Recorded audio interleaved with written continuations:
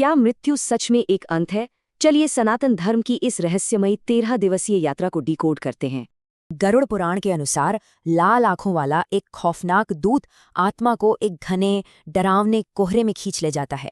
खाली शरीर पर काली परछाइयों का खतरा होता है, इसलिए बिना देरी किए तुरंत सुरक्षा अनुष्ठान शुरू करने पड़ते हैं। सबसे पहले शरीर को स्नान कराकर शुद्ध किया जाता है ताकि उसे भटकती बुरी आत्माओं से पूरी तरह बचाया जा सके। फिर आता है सबसे अहम पड़ाव, अंत्येष्टि। यहाँ नश्वर शरीर को पवित्र चंदन की चिता पर रखा जाता है।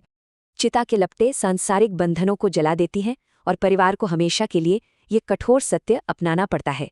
धरती पर मातम होता है और उधर आत्मा का यमलोक की तरफ खौफनाक सफर, जहाँ यमदूतों की क्रूर मार पड़ती है।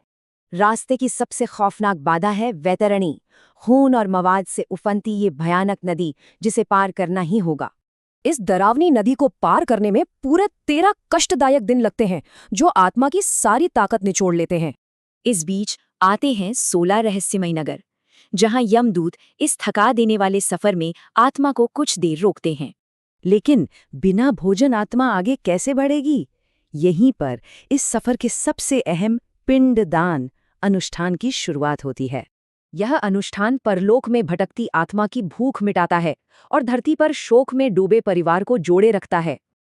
अब एक महाकाव्य की कहानी देखते हैं, शक्तिशाली राजा सगर के उन 60,000 पुत्रों के बारे में सोचिए। एक ऋषि के श्राप से वे जलकर भस्म हो गई और उनकी आत्माएं सदियों तक दर्द में भटकने को मजबूर हुईं।